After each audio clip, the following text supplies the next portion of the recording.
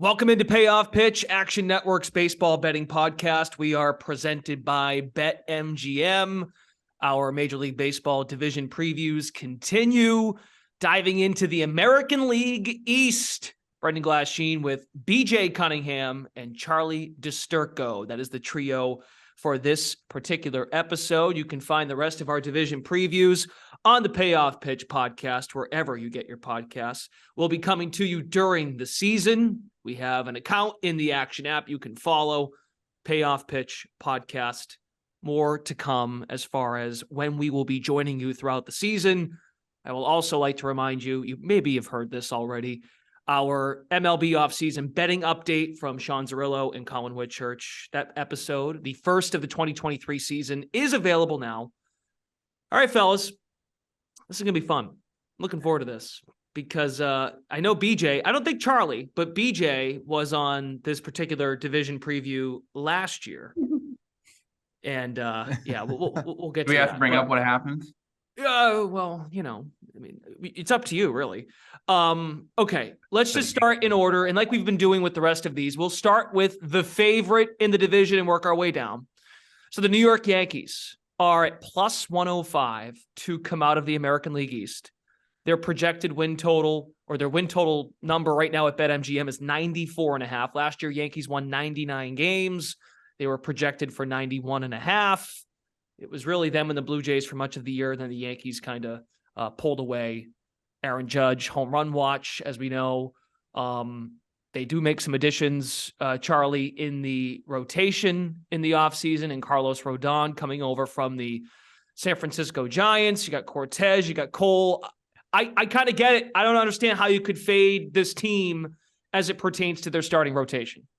Right. I think that this is the team to beat when it comes to the American League East, as is tradition over the last few years. When you look at their rotation and you look at every other team in this division's rotation, the Yankees just have a leg up, maybe even two legs up, right? The addition of Carlos Rodon after such a phenomenal season last year, stayed fully healthy. You see what he can do with like that 230 plus strikeouts.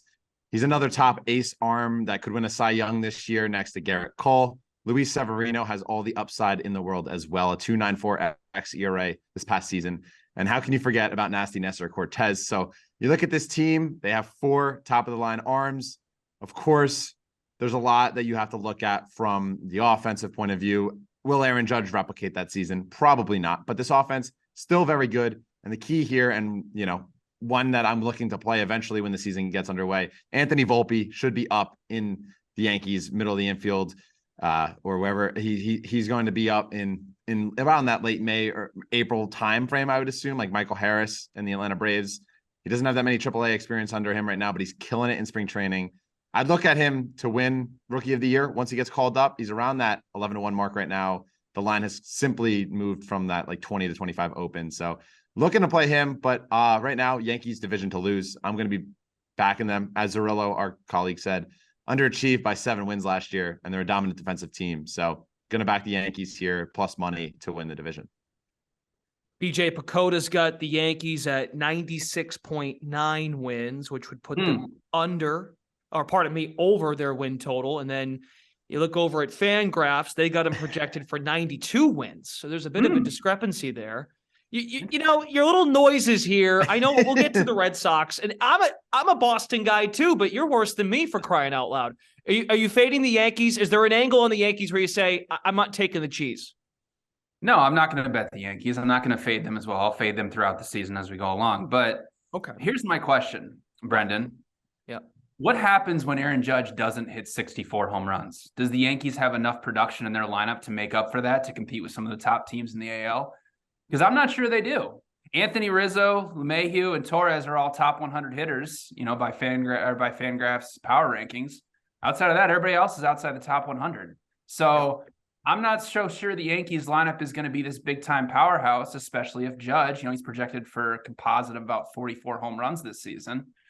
If he doesn't put up ungodly numbers, do the Yankees have enough offensive production? Now, I can't poke holes in their rotation. I'll push back a little bit, Charlie, that I think the Blue Jays rotation is not better, but it can definitely compete with what the Yankees have in their rotation. But the Yankees bullpen is by far the best bullpen, or not by far the best bullpen in this division, but the composite of the three, of the offense, the defense, the bullpen, from the starting rotation obviously makes them the favorite. But, if you look over at Fangraphs, they only have a 45% chance to win, or projected 45% chance to win the AL East. So I'm not seeing much value here in the Yankees, and their composite win total between all the different projection models is 94.3. So I think this is a perfectly good stay away and just kind of, fade the overvalued Yankees throughout the season. I think if you want to bet against the Yankees, obviously you do that year to year or game to game, right? The Yankees are always going to be heavy favorites, which I agree. And I have made, plenty of money fading them over the past couple of seasons, especially when Garrett Cole gets under his typical stuff.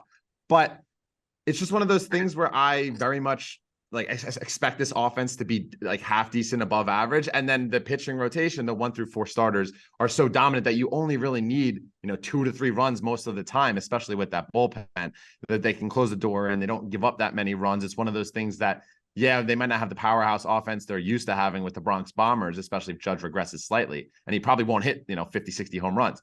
But just if the offense does half decent, if Volpe comes up and he's what we've seen in spring training, I think the Yankees have a pretty surefire way to get through. And the Blue Jays back end of the rotation is just the extreme liability for me, which is why I think that'll prove the difference when it comes down to that 2-legged race.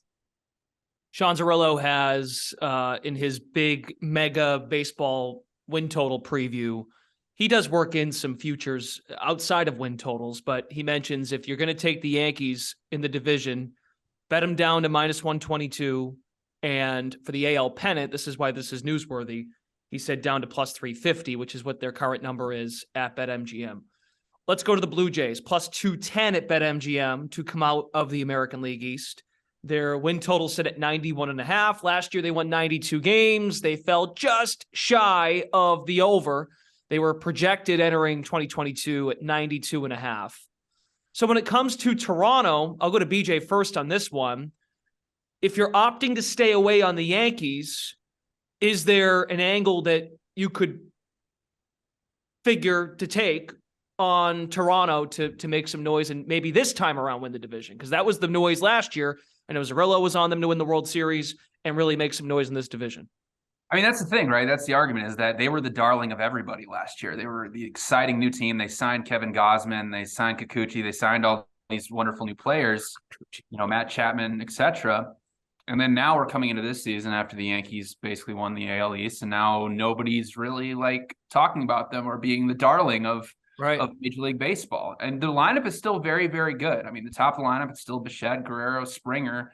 They did trade away Teoscar Hernandez. They brought in Dalton Varsho, who's a big-time power bat from Arizona. Brandon Belt, he's getting up there in age. He's 35. Whit Merrifield, who's been one of the best hitters in the American League Central for a long time. Kiermaier, not a great offensive threat, but a great defensive player in center field. So the lineup is still very, very good. This was a top 10 lineup in Major League Baseball last year. And then the top end of their rotation with Manoah and Gausman is about as good as it gets in Major League Baseball. I mean, they're 2 top 20 pitchers. I mean, obviously they're not as good as what the Yankees have with Rodon and Cole, but Gausman is one of my favorite pitchers in Major League Baseball, and he kind of faded towards this at the end of the season last year. But I mean, consistently year in and year out, this guy's a 3.5 xERA type pitcher. Manoah obviously has fantastic stuff. They signed Chris Bassett, who is an incredibly stable pitcher for the Mets last season. It's basically, what are you going to get out of Jose Berrios and Kikuchi, who are very volatile type pitchers who obviously have stuff and the ability to be in that 3.5 to 3.2 xER range, but then they also have the ability to completely blow up, which is what you saw with Jose Berrios last season. As far as their bullpen is concerned, I mean, Jordan Romero was a really, really good closer for them last season, and they actually have a little bit of depth. They brought over Eric Swanson from the Mariners, who has been stable in their bullpen for a long time, a top 40 reliever. And if you see throughout their entire bullpen, I mean, they have, up through about 5, they have 5 top 100 relievers. So this is a really, really good team that's not really getting the recognition that I think maybe they deserve. But if you look at it from a projection standpoint, I mean, their composite projection is about 2 wins below what their win total is. They're about 25% chance at Fangraphs to win this division. So, implied odds of +210 is around, 30%. So there's really just not much value in taking any futures with the Blue Jays. But I think that they will have a chance at competing with the Yankees for this division, although the odds really don't, the implied odds don't match up, making it a plus EV type bet. Charlie and BJ mentioned some of the additions. I guess what I'm wondering with the Blue Jays, did their rotation, Manoah, Gossman, Barrios kind of struggled down the stretch. Did they outperform expectation? Meaning they were never hurt. All three of those guys made 30 starts. They were all over. All three of them had at least 17 quality starts. I'm wondering, did they max out? Like, are they going to regress? Are they bound for some regression in that rotation this year? That would be my concern for the Blue Jays. Did they have such a great year, those guys, and they still couldn't win the division? Is it fair to expect them to do that again this year? I mean, I think that you'll see Manoah, continue to improve, right? The upside of him is the ceiling. Like, he is the moon. He has what it takes to be an ace in baseball. Gausman, I like him a lot too, but maybe a low threes max out type of pitcher. He overperformed 2 years ago, about average this season. I think what the difference is and where it comes is how Bassett comes to the American League in or I don't even know if it's a harder division per se, but coming over to the American League and can he, pitch as well in Rogers Center, which is more of a hitter friendly park, and Barrios and Kikuchi. Those are the two that are horrific. And they both had over 5 xERAs. Yeah, when you look at how many starts they make and you have to factor into account injuries, there's always a chance. I think it's more just I'm fading this Blue Jays team when it comes to game by game because Barrios and Kikuchi are just such liabilities, and why I give the Yankees a pretty significant edge and would bet them down to that minus money territory as well is because of that back end, is because, is Nate Pearson going to come up and be great? Maybe. But right at this point in the time, Barrios and Kikuchi have not shown me anything where I have any, positive things to say about them. They seem lost. I think that where you want to attack this team is when it comes to the offense. And I think, Rogers Center, they brought in the fences this past offseason. And there's a great article out by, I hope I say this name right, Travis Sawchik of The Score. He wrote about it and how the dimensions got brought in. And if you use StatCast and expert prediction, there's a projected 7% bump in home runs last year at Rogers Center, given the new dimensions. If every single ball was hit, last year, there would have been 7% more home runs hit, which would have made it the number one ballpark for home run factor in baseball. I just think that that's, a liability when it comes to guys like Barrios and Kikuchi that have high barrel rates. And, Manoah can get to that point at sometimes too. I'm looking to bet Vladdy Guerrero over 33.5 home runs. He had 32 last year, in the mid 40s the year before. That was with him having a horrible May where he had 3 home runs and a 217 average. He's in the top 6% of all hitters and in just about all those categories: average exit velocity, hard hit rate. So when it comes to barrel rate, he's got a double digit. He's in the double digits. So I'm looking to attack him in that way. Maybe even look at Bo Bichette, George Springer, take the first 5 team total overs, or maybe even the overs, especially early on as the market adjusts to that dimensions in. But yeah, I'm looking to not, get involved with the Blue Jays this preseason as far as futures go. I thoroughly enjoyed the month of April last year doing this particular podcast when Zerillo, Whitchurch, BJ hopped on. We'll have Charlie on more this year, I'm sure.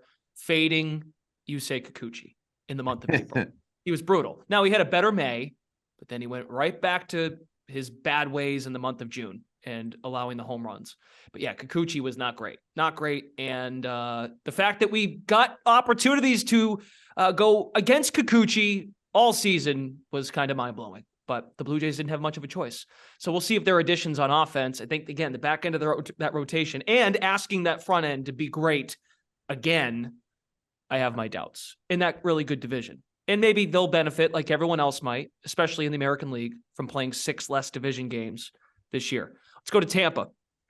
This freaking team. They never go away, right? Plus 350 to come out of the American League East. What's up, BJ? What's that? I love them. Yeah. They're awesome. Well, I want to go to Charlie first on this one too, because Charlie and I are both in the Action Network HQ this week. And Charlie's got some sizzling takes here on Tampa. Tampa bugs Charlie too. That's why I kind of said this team. Because how can you 88.5 is their projected win total, or their win total that's set right now at BetMGM. Last year, 88 wins for Tampa. They did fall short of their total. 89.5 was their projection coming into 2022. Charlie, you look at their lineup. I think we do this every year with this team. They got like one or two guys, and then it just drops off. But the guys that we think are going to drop off, they overperform, and they always churn out starting pitching, as we know. What bugs you about Tampa, and are you willing to fade them at this point in the year? Yeah, I actually might be looking at that under. I didn't really look too deep at that at first, but you say the number, and I'm not sure how they get to that 89-90 win total. I mean, maybe it's the pitching and it's Kevin Cash, and they always seem to do it every single season. But the lineup has a lot of holes in it, right? You're relying on Brandon Lau to come back now that he's fully healthy and produce that power that he had 2 years ago in the juice ball era. Can he do it? Who knows? Wander Franco, it sounds like we've been waiting on him to break out. Hasn't done it yet this season. Randy Arozarena is phenomenal. Can he replicate another dominant season? This team is just one injury away, and those three stars to really just suffering. I mean, if you look at the rest of the lineup, like Christian Bentecourt, not that great. Isaac Paredes, power's there, but I'm not really that high on him. Yandy Diaz, good hitter, but you keep looking. Jose Siri's fast, but I don't like his upside as much. Manny Margot's a lefty killer, but he's not great against righties. There's just so many. Every time I look at them, like, oh, this guy's okay. This guy's okay. I just don't buy this team. And Glasnow's hurt. Tyler Glasnow's hurt. He's not going to be ready for opening day again. Seems like every single season we're all high on him, taking out Cy Young futures, and he's hurt again. He's not going to make the start of the season. I think they're right in the middle of the pack of the AL East. I don't think they're going to really make any noise as far as it goes, but you think that every single year in this team ends up surprising many. McClanahan's great, but I'm not really sure how they get to that 80 to 90 mark. Yeah, BJ, I think Charlie hit the nail on the head too. Glasnow is their guy, their horse that they need. But again, I said it earlier. I just find there's going to be another Tyler Glasnow that they'll just come out of nowhere and we'll go, oh, this is the next thing. The Rays do this every year. Pacoda has the Tampa Bay Rays at 86.6 wins, which would be under. Fangraphs is just shy of that 88.5. They've got him right around 88 wins. How do you look at the Rays in 2023? Yeah, I think the win total projection is fair. Like, they're probably going to be around that 88 win mark. At least that's what from a projection standpoint. But I actually really, really like this team. I like them minus 165 to make the playoffs. They've made the playoffs the last 4 seasons. I get it. Like, their lineup isn't that exciting. Last year, they were like right around the MLB average in WRC plus. I'm guessing that's probably where they're going to be again this season. I don't see a huge regression from them dropping into the 20s and even to the 25, 26 in Major League Baseball. So they'll probably what old guy are they going to pick up at the deadline this year? Exactly. Probably Nelson Cruz from the Padres or something. He'll come back. JD Martinez and the Dodgers. Exactly. Yeah. But I really, really like their starting rotation and, more importantly, their bullpen. I went and did my projections. I have their bullpen rated as the 3rd best bullpen in Major League Baseball. Their top 2 relievers of Pete Fairbanks and Jason Adam last season, both under a 2.1 xERA, both had a left on base percentage over 89%. And beyond those 2 guys, and the Rays do this every single season, you look at throughout their bullpen, you're like, I've never heard of that guy, never heard of that guy, never heard of that guy. You look at all of the projections for all of those guys this season, they're all around 3.5 ERA pitchers. So they have an incredible depth. And they do this obviously every single season where you're like, oh, I question their rotation. They only have 2 or 3 starters. They're the best team in Major League Baseball in doing bullpen games. They've been doing it for 5-6 years now. And honestly, if you look at their rotation right now, Glasnow is going to be out for 6 to 8 weeks. He's going to come back around mid-April, so he'll hopefully be there for the entire season. Shane McClanahan's one of the best pitchers in Major League Baseball. Jeffrey Springs, who was a bullpen guy for the Rangers for the longest time, came in last season and put in a really, really good season, was incredibly effective. 3.27 xERA in 27 starts. Drew Rasmussen is a perfectly capable starter. He had an xERA of 3.46 in 28 starts. They just added Zach Eflin, and this is a sign of a really good team that knows what to do with their analytics. Zach Eflin last season was a 4 ERA pitcher, but if you look at his expected ERA and his xFIP, he was around 3.25. So now you're looking at a rotation that if they get Tyler Glasnow back, they could have 5 guys that are 3.5 or under xERA. That's a really, really good, effective starting rotation. So yeah, the offense is probably going to be exactly the same it was last year. But if you have a top 5 bullpen and you can put it together a really good starting rotation like the Rays have, maybe it's not the sexiest thing in the world, but if you look at the projections, I mean, Fangraphs has them at 66.8% to make the playoffs and even 23% to win this division. I love them at minus 165 to make the playoffs. That implied odds, it gives you about 62%. So you're getting about 4.5 or so percent of value. And then 23%, I mean, you're getting around 8 to 9% of value on them to win the division at 6-1. So I love the Rays this season. Yeah, it's nice. Yeah, you look at it and you're like, yeah, it's the same team as last year. But all of these guys, all of their advanced metrics are actually really, really good as a group, and they have a ton of depth. So I really, really like the Rays this season. Yeah, I'd be remiss not to mention McClanahan in the season he had. He was in the Cy Young run for most of the year. Then he got banged up, right? So he was the injury guy last year. Glasnow is banged up going into this year. McClanahan is at plus 2,500 to lead the American League in wins. He's bunched up there, wins in all of baseball. He's bunched up with a bunch of guys in that category. The Scherzers, Strider, Fried, Urias, Burns. So, right. It's one of those things with Kevin Cash. Like he always finds a way, and they're so analytically driven and so smart with how they handle their pitchers that it is difficult to fade them altogether. And, I don't know if they get to that 88 to 90 win margin. Do I think they make the playoffs? I mean, when you look at the rest of the teams in the American League, yeah, they probably are one of the wild card teams. I don't love them to win the American League. I mean, the AL East, but I just don't know how this offense really does. I'm very, very nervous that, I mean, if they can win these 2-1, 1-0 games with that bullpen, but how many can you do? Can you do it enough times? 4 years, darling. But the Mets, I mean, the Mets are able to do it from time to time, but then when it matters most, they just collapse at the end when their bullpen blows it. And you're relying on so much of, 1 or 2 arms that if one thing goes wrong, who knows? I don't know. I'm nervous. Kevin Cash has always proven me wrong and always been right. So, but we'll see. Yeah, I mean, look, you have to be nervous about the Rays because, I mean, look at all those Cy Young Award winners with the Boston Red Sox in 2023. Right, BJ? Plus 2,000 to come out of the division. This is a great team in like 2018, though. Our team would be. Red Sox win total at BetMGM 77.5. Last year, Boston won 78 games. Their projection was at 84.5. They have really a tumultuous offseason.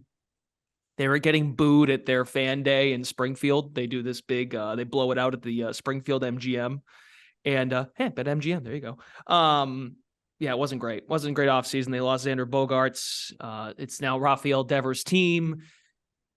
BJ, discuss Red Sox. What are you going to do? I'm gonna try to shed a positive light on the Red Sox and try to give the best case scenario of what if everything goes right for them this season. So they added Justin Turner, who is old, but he's not going to play third base. He's just going to DH, so he's fine. He's still a very productive hitter. Did you see him get? He's okay. Thankfully, a lot of stitches in that face of his.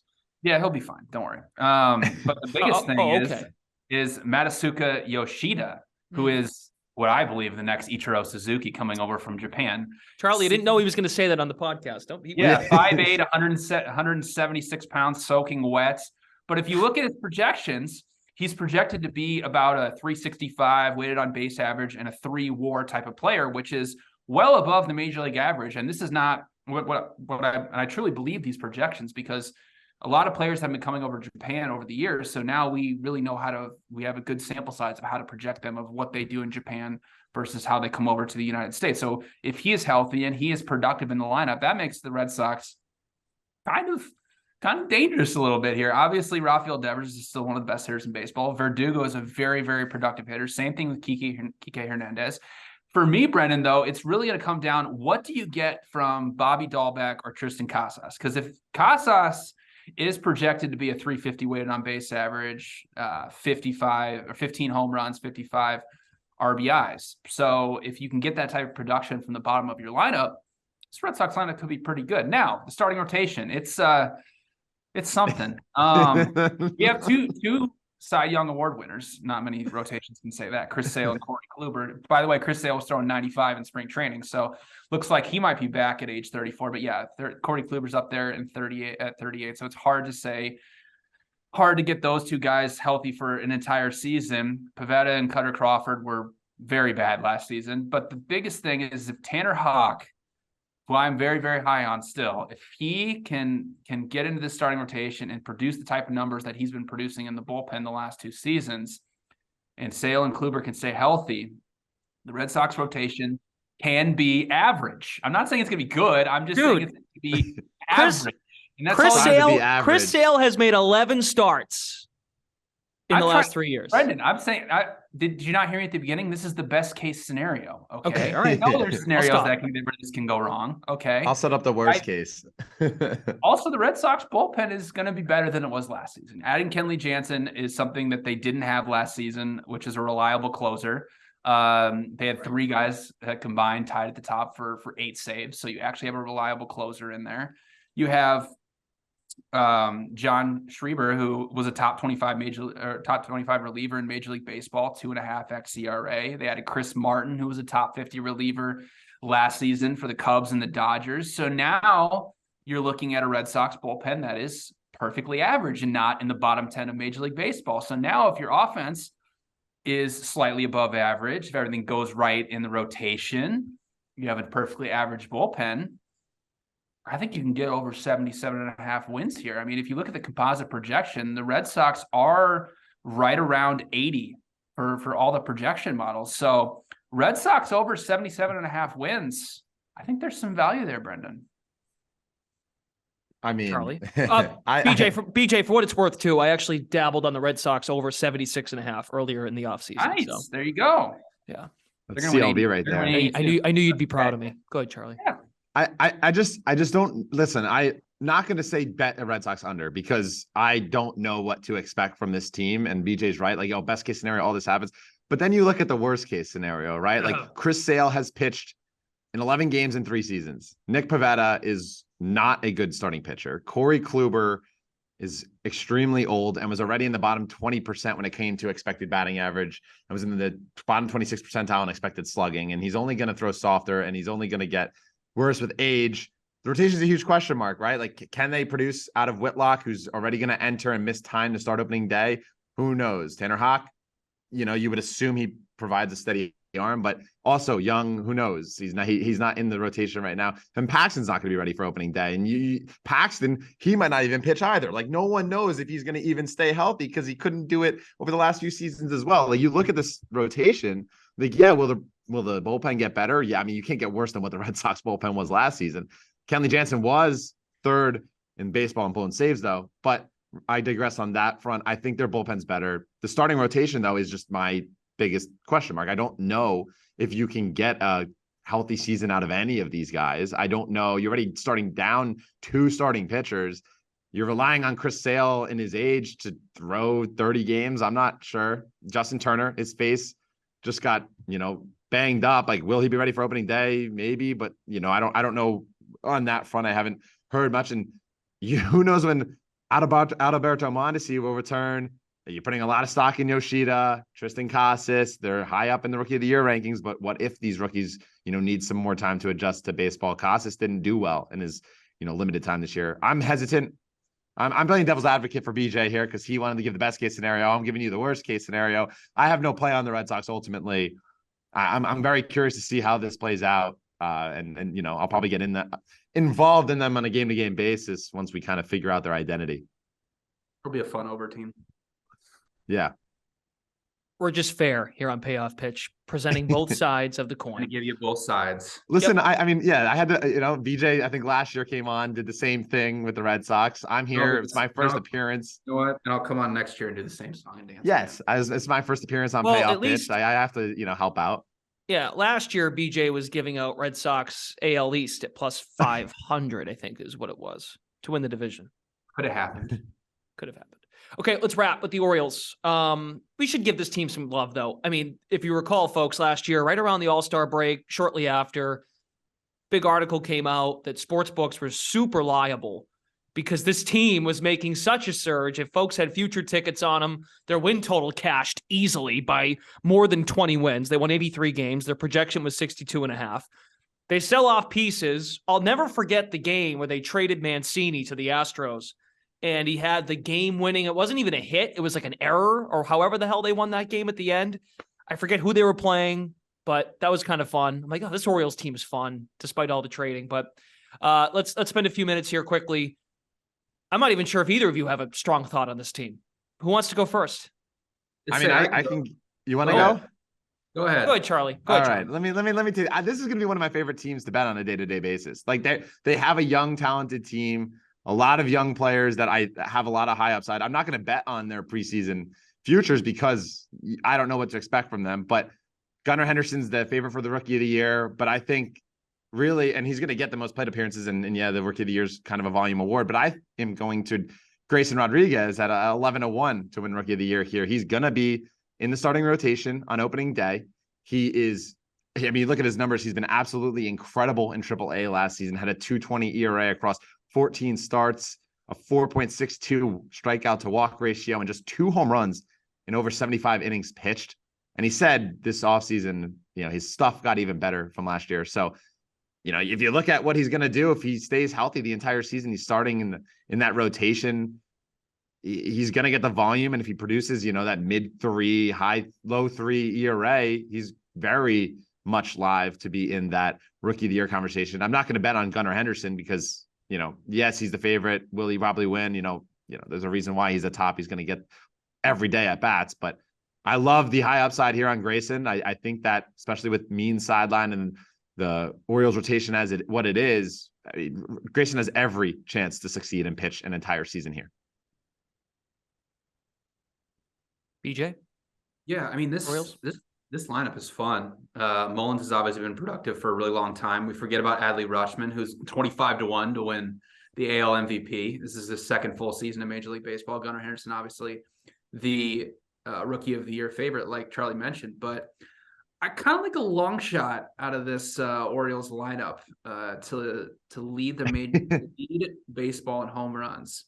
It's their number 4 hitter, Anthony Santander. Last season, he hit 33 home runs. His expected home runs was 37.2. That was 6th highest in Major League Baseball. Now, he's a switch hitter. 22 of his 33 home runs came from the right side of the plate, and the Orioles are changing their park dimensions. They're moving left field back 26.5 feet and raising the fence 10 feet. That obviously doesn't help him, but if you look at his no-doubter percentage, it was 54.5%. That was 4th highest in Major League Baseball for hitters who have at least hit at least 30 home runs. Plus, you look at some of the parks he's playing around on a week-to-week basis in the AL East. Yankee Stadium, Fenway Park, Toronto, all 3 of those are in the top 12 of Major League Baseball and park factors for being the easiest to hit home runs in. And finally, his composite home run projection throughout all the 5 different projection models on Fangraphs is 28.8. That's only half a home run less than guys like Paul Goldschmidt, Ronald Acuna, Juan Soto, guys who are sitting at 12, 15 to 1s. He's currently 100 to 1 to lead Major League Baseball in home runs. I love that value. I mean, he's probably about 25, 26th on the odds board, and he's 15th, 16th in projected home runs. So Anthony Santander to lead the Major League Baseball in home runs at 100 to 1. And how many of those home runs are going to come against the Red Sox? Well, he's got to get him over the Green Monster, Brendan. That's true. I mean, just looking at his game logs from September, he had a couple of big days against Boston, a couple of multi-homer games. Well, I mean, listen, a lot of home runs are going to hit on Boston, but Boston's going to hit a lot of home runs themselves, Brendan. Oh, okay. All right. Well, yeah, he had a big September. So if you're buying in, I think if Santander is feeling any confidence, he had a big month of September with 10 home runs. All right, gents, we got to jump here. So that concludes our American League East division preview here on Payoff Pitch. Again, all of our division previews now available on the podcast Payoff Pitch, Action Network's MLB betting podcast. Wherever you get your podcast, we are presented by BetMGM. For Charlie DiSturco, BJ Cunningham, Brendan Glasheen. Talk to you all again real soon. Thanks for listening.